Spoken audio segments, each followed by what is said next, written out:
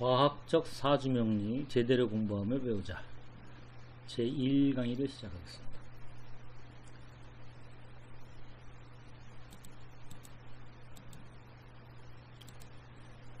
좀 알아주셔야 될 게 1기 첫 번째 명조에 대한 초급편입니다. 그래서 이 강의 방법은 이미 기존에 소개된 명조, 그러니까 이미 출간돼서 책에 소개된 명조들을 엄선해서 그 명조에 대해서 초급, 중급, 고급 3편으로 나눠서 3개의 영상으로 올릴까 합니다. 한 개의 영상만 차지해도 한 30-40분 정도 차지하기 때문에 그 영상을 초급, 중급, 고급을 한 편에 쓰게 되면 너무 많은 분량이라서 질리게 됩니다. 그래서 한 편 초급, 중급, 고급으로 나눠서 할까 하고요. 초급편에서는 명조를 이해하는 데 필요한 기초적인 지식에 대해서 강의하고, 중급편에 들어가면 용신론에 대해서 공부할까 합니다. 요즘 용신에 대해서 강의하는 분들이 거의 없어요. 왜냐하면 용신을 찾기가 쉽지 않기 때문에 용신론을 잘 안 합니다. 그래서 용신 무용론도 들고 나오고 있는 실정인데, 실은 사주명리학에서 용신을 빼면 안고 없는 찐빵과 같습니다.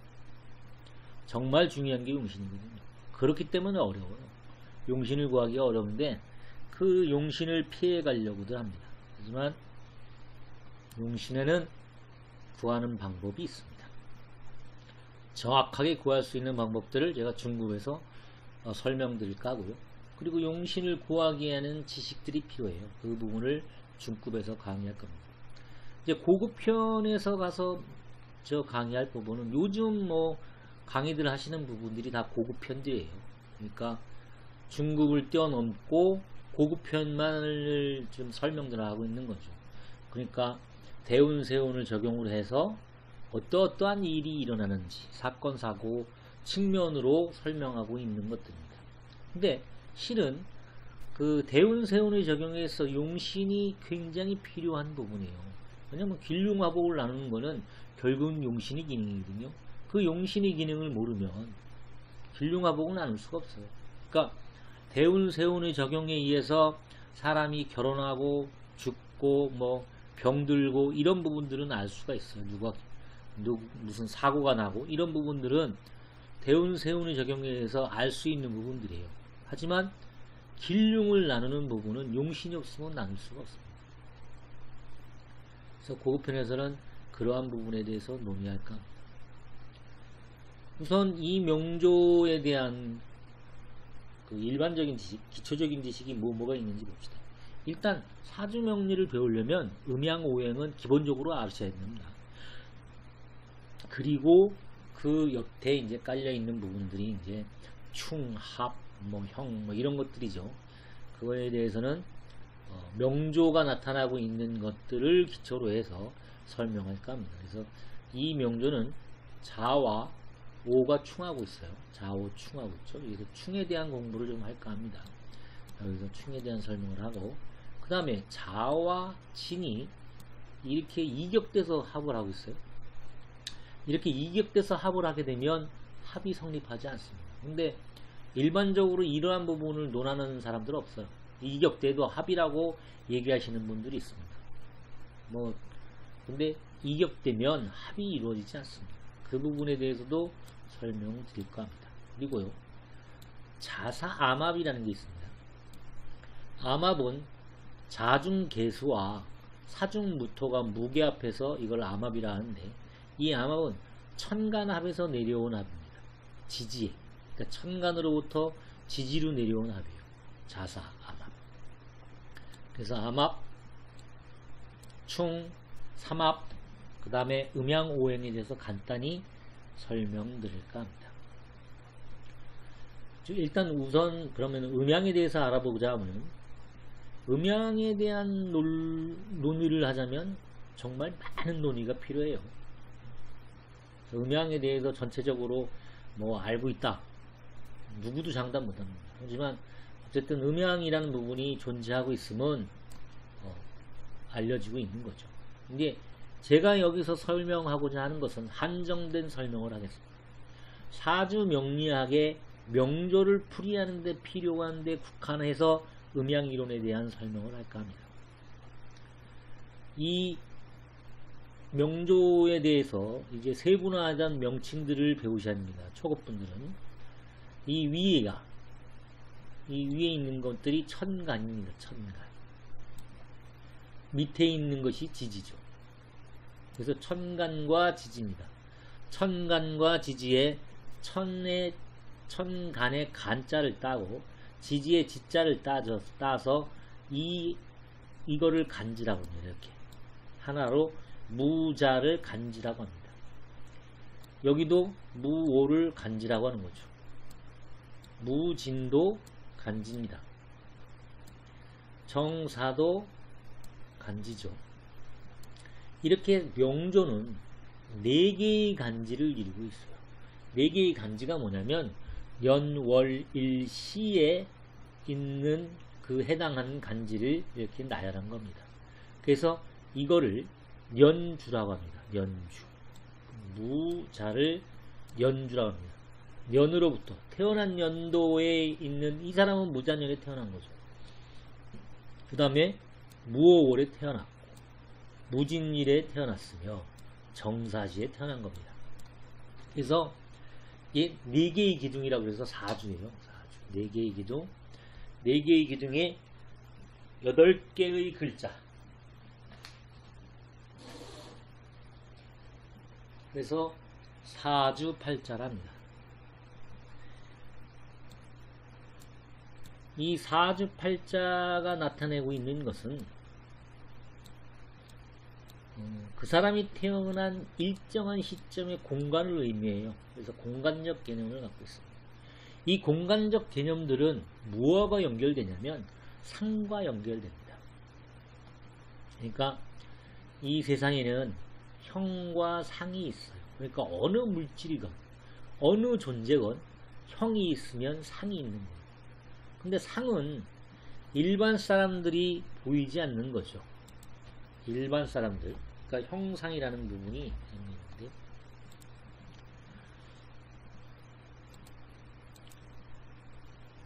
상입니다. 형상이에요. 그 형상의 그림이 이 형은 외부에서 오각으로 볼 수 있어요. 오감으로 볼 수 있는데 상은 일반 보통적인 사람은 볼 수 없는 거죠. 소위 말하자면 도통한 사람이나 뭐 이런 사주 공부를 하시면 상을 보실 수 있습니다. 왜냐하면 이것이 곧 상을 의미하고 있거든요. 이 공부를 하는 이유가 이 상을 보려고 공부하는 겁니다. 상을 공부를 해서 상을 통해서 이 사람이 변화하는 과정을 보게 되는 거죠. 형상이죠. 그래서 사주 공부를 하시면 상을 보시게 되는 겁니다. 이 사람이 어떤 변화를 겪을 것인가를 알게 되는 거예요. 이 공부를 하시면 말입니다. 근데 이제 어쨌든 천간과 지지가 있고 연주, 월주, 일주, 시주 이렇게 하는 거죠. 그 명칭이 그렇습니다. 연주, 월주, 일주, 시주. 그래서 위에 있는 거를 천간이라고 그러죠. 그러니까 이거를 연간이라고 합니다. 연간. 연에 있는 간. 년지, 년에 있는 지. 그러면 마찬가지로 다른 것도 월간, 일간, 시간 이렇게 되죠. 월지, 일지, 시지죠. 이렇게 됩니다. 이 8글자 중에서 이 사주의 주인공, 그러니까 이 사주를 가지고 태어난 사람은 일간입니다. 일간을 중심으로 사주를 보게 되는 거예요.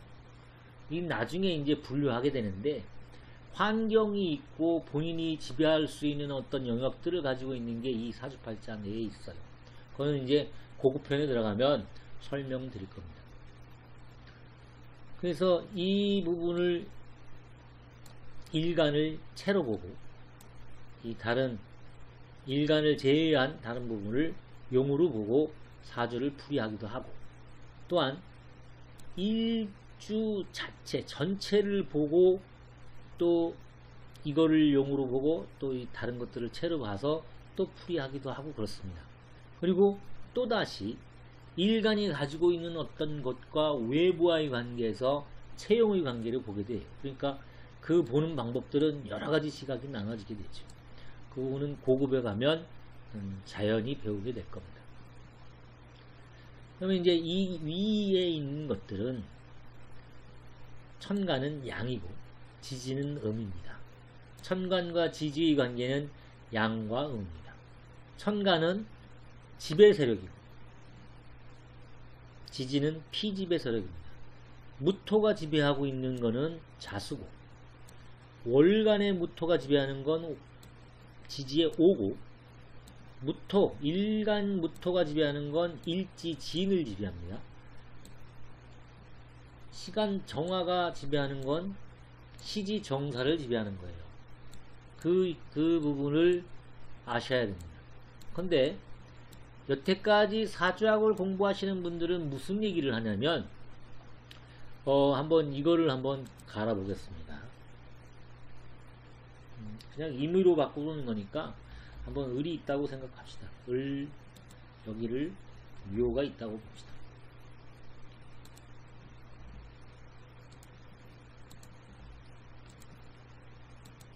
을묘가 있다고 보고요.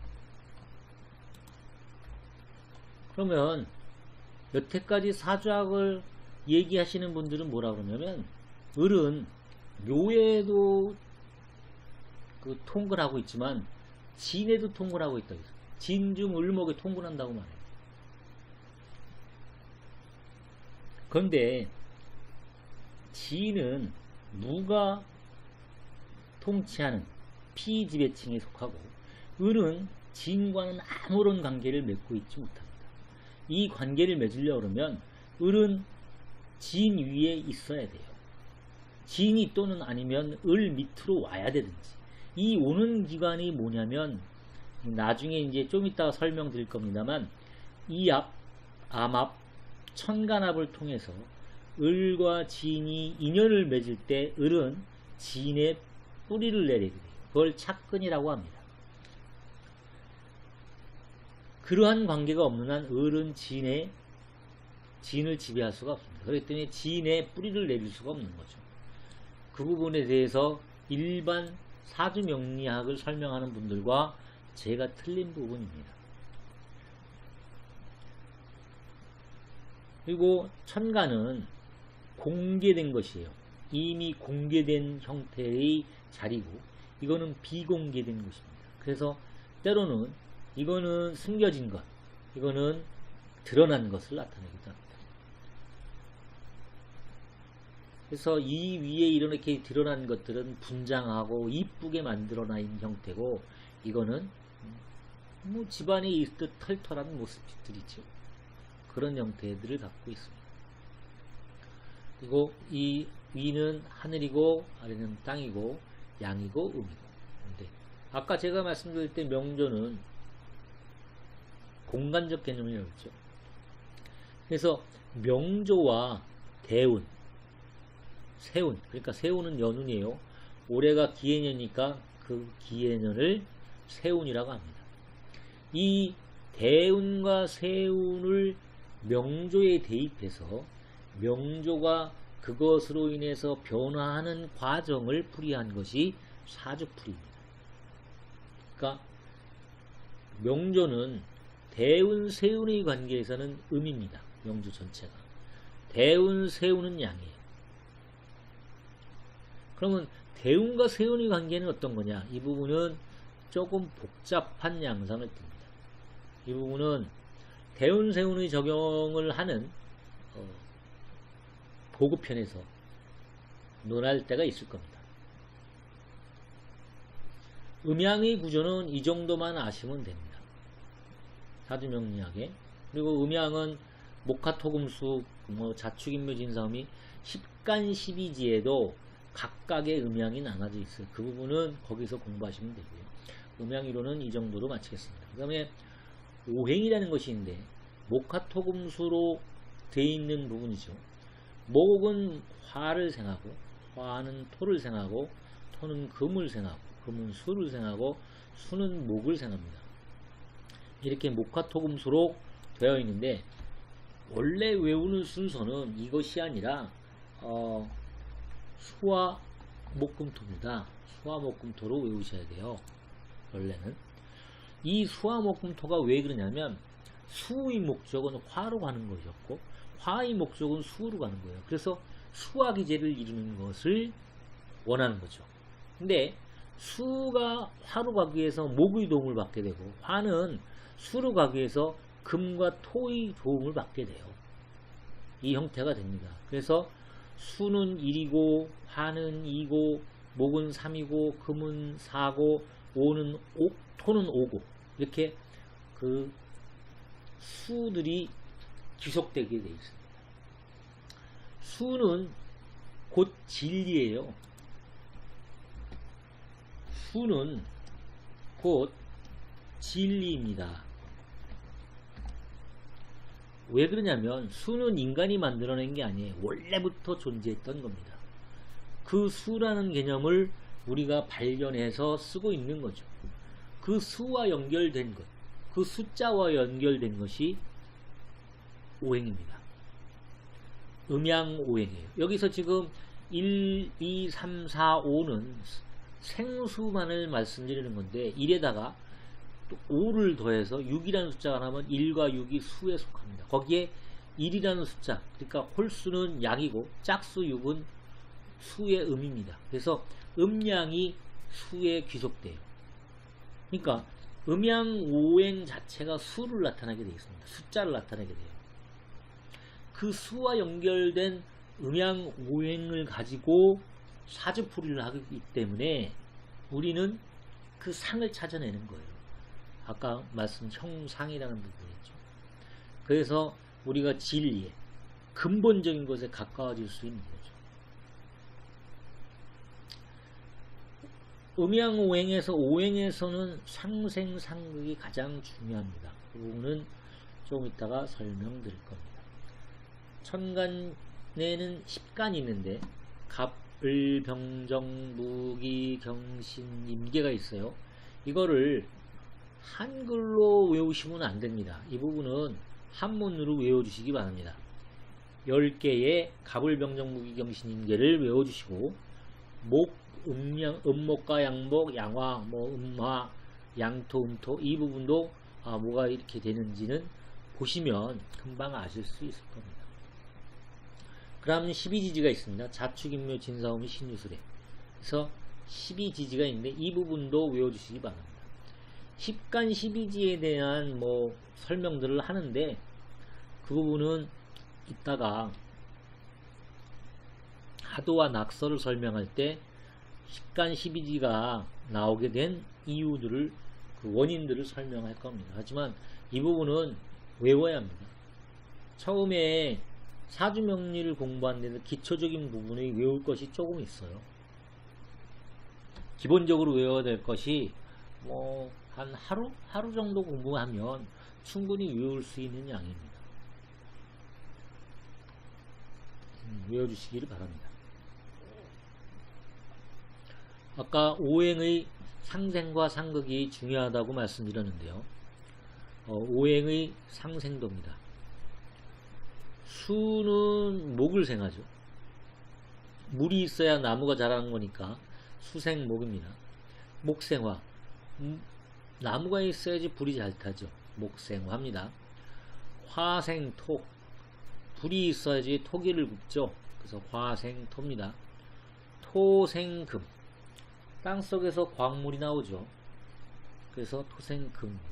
금생수, 큰 바위 밑에 깨끗한 물이 나오죠. 그래서 금생수입니다. 그래서 오행의 상생은 그 시계 방향으로 돌면서 생을 합니다. 그 다음 오행의 상극도를 보시죠. 오행의 상극도는 상생도와 틀린 부분이 금화가 자리교환을 하고 있어요. 이렇게 금화가 자리교환, 이 부분을 일컬어 금화교역이라고 합니다. 이렇게 화와 금이 그 자리를 바꾸고 있습니다. 그래서 수극화, 물이 불을 끄고 화극금, 불이 쇠를 녹이고 금극목, 도끼가 나무를 꺾고 목극토, 나무가 자라기 위해서는 토를 뚫고 나오기 때문에 목토입니다. 토국수, 땅이 토지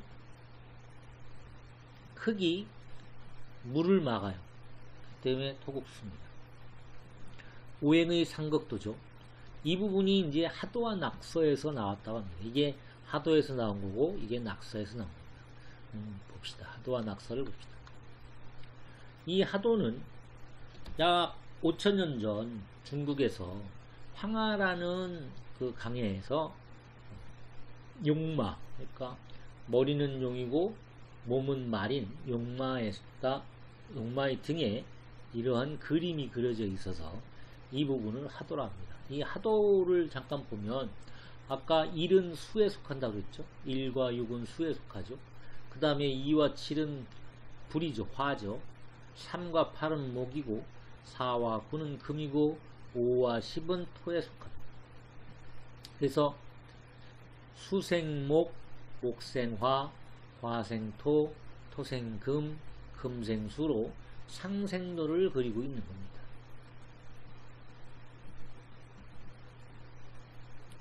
그리고 이제 낙서를 보면 여기는 다 똑같아요. 1, 6이 있고 3, 8이 있어. 근데 여기가 4구야. 4구는 금이죠. 금은 이쪽에 있었어요. 서방에 있었는데 여기는 남방으로 와 있어.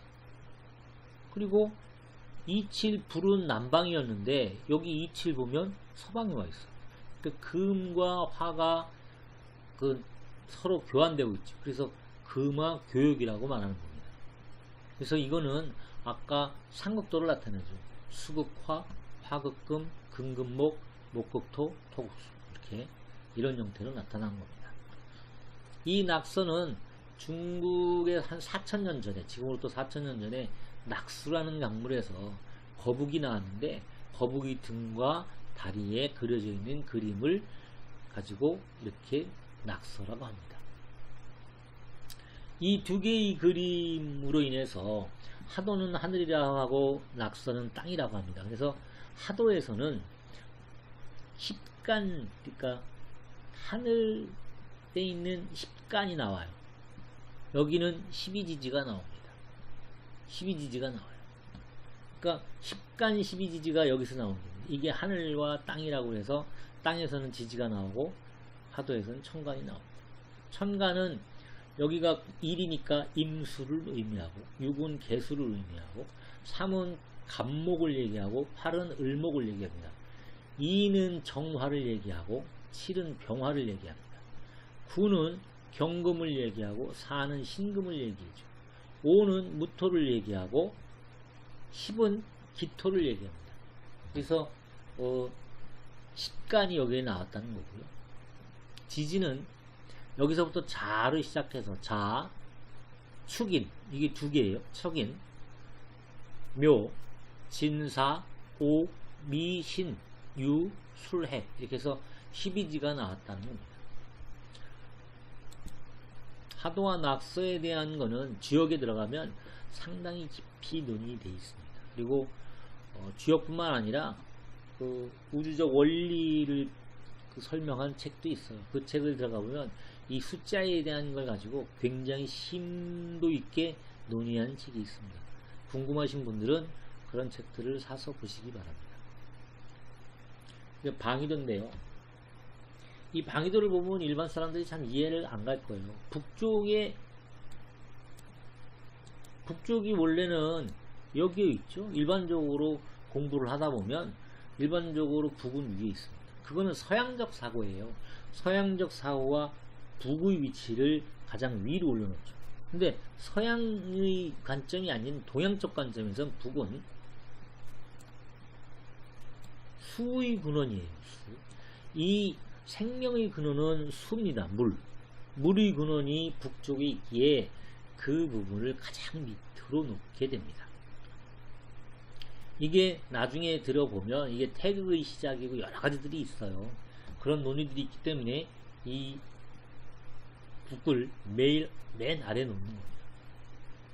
그리고 이거 계절적으로는 겨울이고 또한 방으로 보면 수방이며 북방입니다. 수방이라는 건 뭐냐면 수 형제들이 모여 있는 거죠. 그 다음에 북방이고, 이거는 임묘진 목방이에요. 목의 형제들이 모여 있는 방이고 동방이며, 그 다음에 봄을 나타냅니다. 이 남쪽은 여름이죠. 사오미 화방을 나타내고 화의 형제들이 화방을 이루고 있죠. 그리고 여름이며 남방입니다. 신유술, 이거는 서방이에요. 그러면서 금방을 이루고 있죠. 금의 형제들이 모여 있는 것이고, 그 다음에 가을을 의미합니다. 이 방위도도 외워두시는 게 좋습니다. 이제 삼합에 들어가겠습니다. 이 지금부터 이론이 조금 복잡해지기를 시작합니다. 그래서 이 부분부터 주의 깊게 들어주시기 바랍니다. 신자진 삼합, 인호술 삼합, 해묘미 삼합, 사유축 합해가지고 이게 수국을 이루고 화국을 이루고 목국을 이루고 여기 금국을 이룹니다. 이 부분은 그 초급자분들은 외워주셔야 됩니다.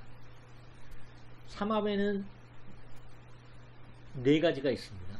토를 빼한 목화금수예요. 그죠?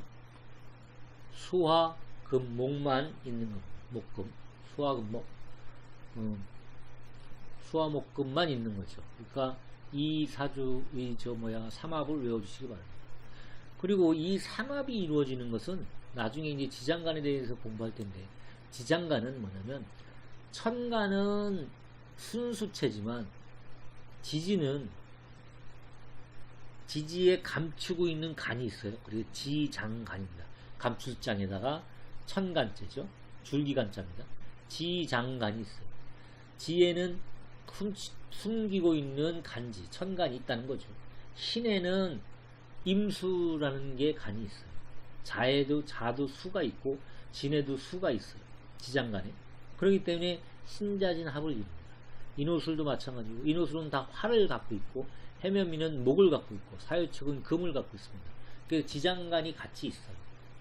신자진의 이 합은 신으로부터 4단계 위에 자로 가면 자와 합하게 되고, 네살터구리 형태로 합이 되어 있습니다. 그래서 일반적으로 사회에서는 그러죠. 네살터구리는 궁합도 보지도 않는다, 뭐 그렇게 얘기하는데, 그거는 삼합에 대한 개념을 잘 모르시고 하는 얘기입니다. 삼합은 결혼해서 좋은 합이 아니에요. 그 부분은 좀 이따 알게 될 겁니다. 신에게 사지, 죽을 사지는 자수예요. 자수에 죽을 사지는 신입니다. 그러니까 신자합은 서로 죽을 자리를 껴안고 있는 거예요. 신이 오면 자수가 죽을 수도 있고, 신에게 자수가 오면 신이 죽을 수 있는 거죠. 이 요건이 있습니다. 진은 뭐냐? 신자진 합이 모이게 되면 사회의 합이라고 합니다. 삼합은 사회의 합인데, 사회의 합은 모이면 뭔가 공통적인 목적이 있습니다. 공통적인 목적이 뭐냐면 임수를 투간시키는 게 목적이에요. 신자진 합을 하게 되면, 그러면 임수가 투간하는 효과가 있습니다. 신자진 합이 이루어지면 임수가 투간하는 효과가 있어요. 임수의 묘지가 진이에요.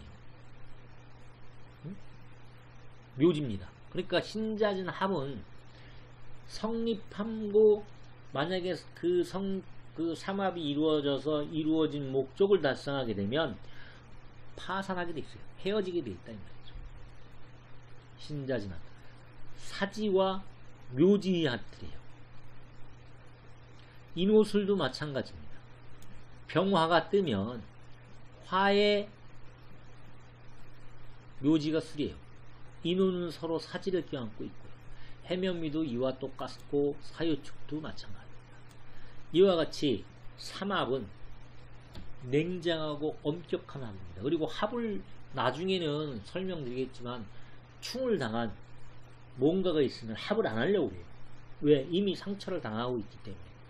저와 합을 할 수 없다는 그런 형태를 가지고 있습니다. 그 냉정함이 있는 것이 삼합이에요. 이 삼합에는 사회의 합이기 때문에 민주주의 원칙 중에 가장 중요한 다수결의 원칙이 적용됩니다. 다수결의 원칙이 적용돼서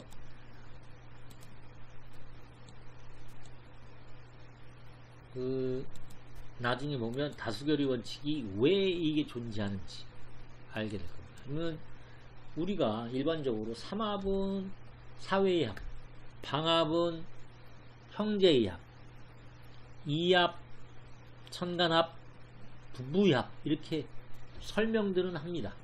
근데 우리가 일반적으로 그러한 합이 분류가 되면 개념이 분리되는 거거든요. 개념이 분리되면 분명히 다른 부분이 있기 때문에 분류하는 거예요.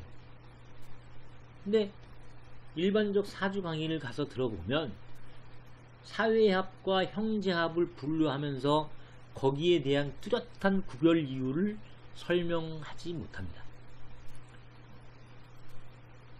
그러한 식의 사주 공부를 하면 결국은 나중에는 용신을 찾을 수가 없게 됩니다. 하나, 둘 이런 것들이 비어가는 거죠. 소위 말하자면 그 공부를 못하면 이해할 수 없는 거죠. 사주를 이해할 수 없게 됩니다. 제가 이렇게 말씀드리면 여러분들은 지금은 이해 못할 겁니다. 근데 조만간에 제 말뜻을 이해하게 될 겁니다. 다음 사주를 봅시다. 다수결의 원칙이 적용되는 이유를 설명드릴 겁니다. 이거는 적천수 천미에서 따온 그 명조예요. 적천수 천미에서 소개된 명조입니다. 여기에 보면 신자진이 있어요. 신자진. 이렇게 긴첩하고 있습니다. 긴첩하고 있으면 봅시다. 신자진 합이 성립이 된다면 자와 신은 이게 수로 변하죠. 이 또한 다 수로 변합니다. 요게 세 가지가 다 수로 변하면 일간을 도와주는 수가 되겠죠. 일간을 도와주는 수가 이렇게 많고 여기도 뭐 수생목 이러면 이거는 신강이에요. 신강사주면 틀림없어요. 그러면 토생금에서 금이 용신이라는 겁니다. 그러면 이게 금이 용신이면 어떠한 운에 좋습니까? 토운이 좋죠. 토생금 해주니까 금은 좋겠죠. 화운은 좋겠습니까? 토생금 수운은 좋겠습니까? 금이 낳은 약신운이죠. 근데 이 사주에는 화가 없어요. 병이 없죠. 약이 필요 없는 사주입니다. 그러면 토와 금만 좋은 거예요. 토와 금만 좋은 사주입니다. 그러면 봅시다. 초반에 신유를 했으니 이 사람 좋았었겠네. 공부 잘했었구나. 이렇게 나올 수 있어요. 임수 나오면 안 좋았겠네. 토운도 좋았겠지. 그죠? 이렇게 좋겠죠. 이렇게. 그러면 이때부터 수생목, 을축 이 이유는 다 안 좋은 거예요. 이유는 다 좋을 수가 없죠.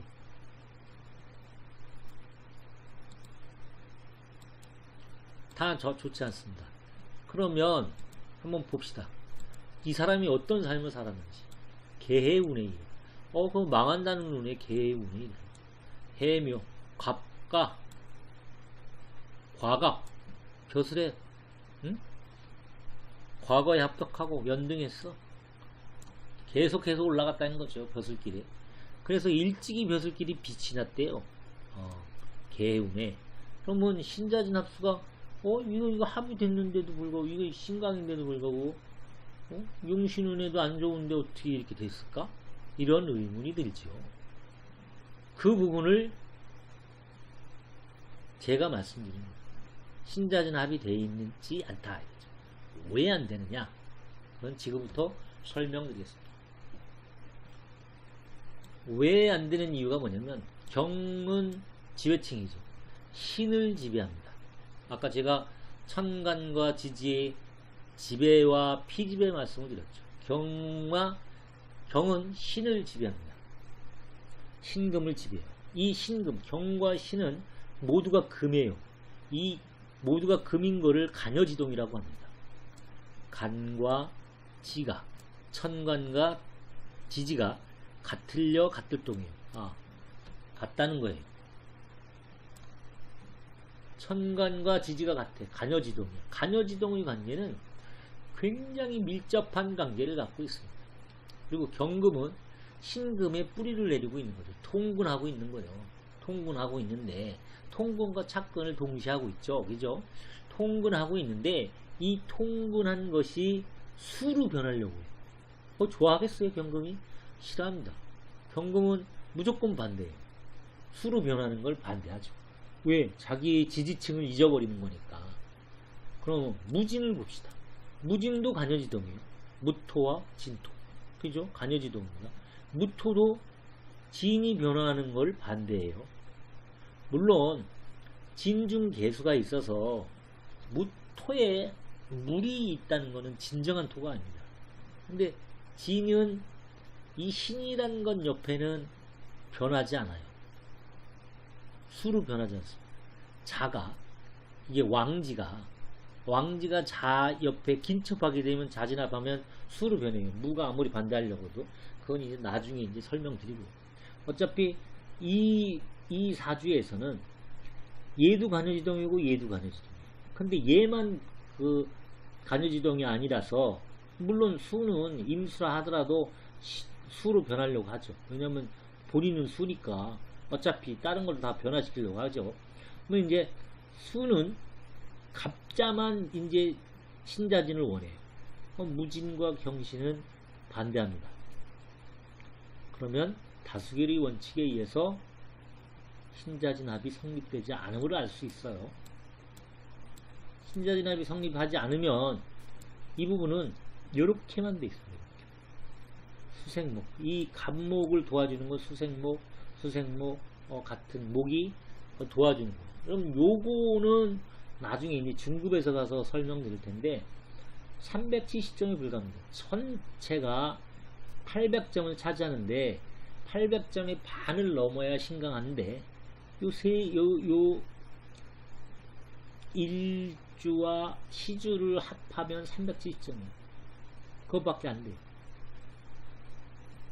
그거밖에 안 되기 때문에 신약합니다. 신약한 사주는 수생목, 목을 생해주는 수운과 모군이 와도 좋고요. 그 다음에 화운이 와도 좋습니다. 왜냐하면 이 병이 존재해요. 병이 존재합니다. 병병자요. 질병자. 이 질병이 있는 거예요. 경금. 그러면 화가 오면 약신운이 되는 거죠. 화가 오면 이 약신운이 되는 겁니다. 약신운에 과연 이거 좋을까? 약신운은 성인이 돼야지. 갑목이 성인일 때 애를 낳을 수 있어요. 이 약신은 애에 해당하는 겁니다. 목생화기 때문에 애라고 하죠. 자식. 근데 수생목하고 있죠. 밑에서 수가 받쳐져서 목을 생하고 있고 투간하고 있어요. 나의 든든한 뿌리가 밑에 있고 나를 생해주고 또한 내가 천간에 투간했어요. 성인이 되는 두 가지 조건이 있습니다. 하나는 뭐냐면 천간에 투간되어야 되고 지지에 근이 있어야 돼요. 그 근의 강하게 뿌리를 내리고 있어야 됩니다. 그 부분은 나중에 또 설명드릴 겁니다. 어쨌든 그 두 가지만 일단 외워두세요. 성인이 되기 위해서는 천간에 머리를 내밀어야 되고 출세를 해야 되는 거죠. 세상 밖으로 나와야 출세를 해야 되고 지지에 뿌리를 두고 있어야 된다. 그러면 성인이 될 수 있어요. 성인이죠. 성인이 났기 때문에 화를 낳을 수 있습니다. 근데 목을 대동한 화기 때문에 이게 성인이 아니라도 좋아요. 왜냐면 이미 다른 인이 애를 낳고 왔으니까 내가 애를 낳을 필요는 없어요. 이게 이제 나중에 설명드릴 겁니다. 이런 설명들이 여러분의 귀에 잘 익지 않아서 낯설 겁니다. 낯설기 때문에 잘 이해 못할 수 있어요. 어쨌든 그런 것이 있다는 생각만 하십시오. 그래서 이 이윤 이후에 보십시오. 벼슬길이 빛이 났고 병화, 정묘운의 재화가 모두 마땅한, 이 재화가 마땅하다는 건 뭐냐면 경금을 재화했다는 거죠. 화가 와서 모두 마땅하니 벼슬이 봉강에 이르렀고, 봉강이라는 건 나라로부터 봉토를 받는 지위에 있는 거예요. 봉강이라서 굉장히 높은 자리입니다. 벼슬길이 평단했으며 일생 험하지 않고 평안하였다. 그러니까 이 이윤 이후에 좋은 거죠. 이거를 통해서 우리가 알 수 있는 건 신자진 삼합에도 합이 안 되는 조건들이 있다는 것을 아셨을 겁니다. 그래 봅시다. 이명주에 대해 신강신약을 판단하여 보자. 적천수에서 설명하듯이 지지의 신자진이 합을 이루고 있다면 신강하다는 것이고, 신강으로 판단되면 토가생하는 경금이 웅신이다. 이게 아니라는 소리죠. 그 다음에 이 부분도 간여지동을 통해서 하는 부분인데, 이 부분은 나중에 중급에 가서 설명드리겠습니다. 여기서 중복해서 설명드리기는 좀 그렇습니다. 그 다음에 충을 봅시다. 충은 6가지가 있어요. 자오충, 충미충, 인신충, 묘유충, 진술충, 사해충, 이렇게 6가지가 있는데, 충은 자를 포함해서 7번째가 오예요. 축을 포함해서 순서 들어가면 미가 7번째 있고, 인을 중심으로 해서 포함해서 7번째라고 하면 신입니다. 한번 세볼까요? 인, 묘, 진, 사, 오, 미, 신이죠. 7번째가 신이에요. 이렇게 7번째 가면 충들을 합니다. 그 충을 쉽게 외우는 방법은 삼합, 인오술 화국과 신자진 삼합, 수극화죠. 수와 화가 충돌하기 때문에 인신충, 자오충, 진수충 이렇게 충이 나옵니다. 해묘미도 목국이고 사유축은 금국이죠. 금극목하니까 서로 극하기 때문에 사해충, 묘유충, 충미충 이게 나와요. 근데 이제 충에도 음양이 서로 있습니다. 명조 내에 충은 음양이 있어요. 제가 명조내라는 부분을 앞에 서두에 서술하고 있는 부분은 좀 외워두시기 바랍니다. 왜냐하면 대운과 세운에서는 다른 적용들이 오기 때문에 제가 지금 명조내라고 말씀드립니다. 자와 오는, 자는 양이고 오는 음입니다. 그래서 자가 오를 충하게 되어 있어요. 그리고 인신충에 있어서는 신이 양이고 인이 음입니다. 그래서 신이 인을 충하죠. 묘유충은 유가 양이고 묘가 음입니다. 묘유 충하고요. 사해충은 해가 양이고 사가 음입니다. 사해 충하죠. 이 부분이 양과 음이 갈라지는 것은 지장간의 봉기로 판단합니다. 지장간의 자수는 개수예요. 오의 지장간의 봉기는 정입니다. 그래서 개극정하죠. 그 형태로 음양을 나눈 겁니다. 근데 충미충과 진술충은 이거는 토가 음토야. 둘 다 음토. 진술은 양토예요. 둘 다. 그러니까 어느 게 어느를 충할 수 있는 부분이 아닙니다. 이 부분은 천간에 무엇이 오냐에 따라 그 충이 달라져요. 그러니까 하나 이해로 술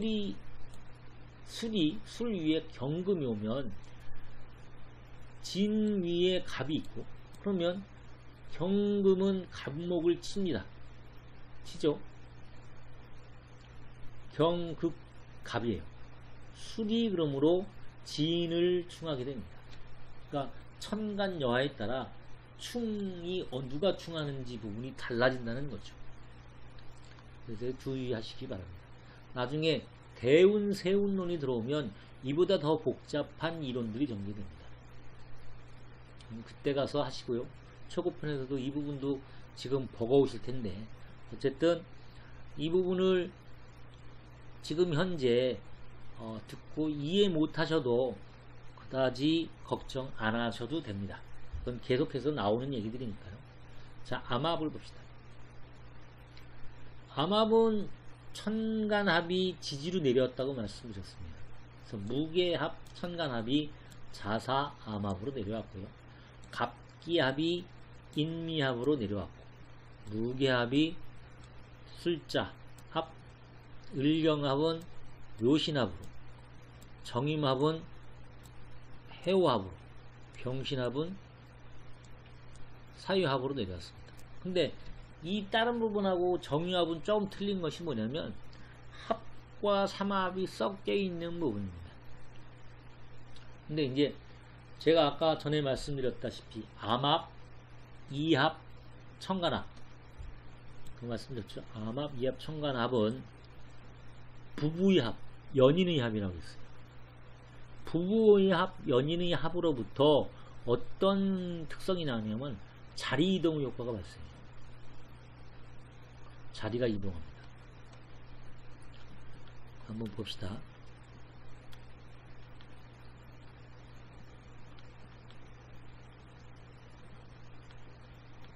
이거죠.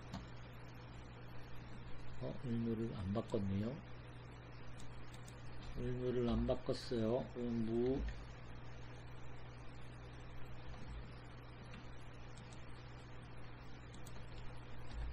잔대. 아까 처음에 설명할 때 자사암합이라고 했죠. 자사암합. 이것이 자리이동이 발생합니다. 자와 진은 삼합을 이루는데 오가 끼어서 자진합이 발생하지 않는다 했죠. 근데 자가 사와 자리를 바꿈을 통해서 자는 진과 긴첩하게 됩니다. 그 긴첩함으로 인해서 수로 삼합으로 됩니다. 삼합이 형성이 돼요. 이와 같이 자리이동 효과로 인해서 긴첩하는 효과들이 발생하게 됩니다.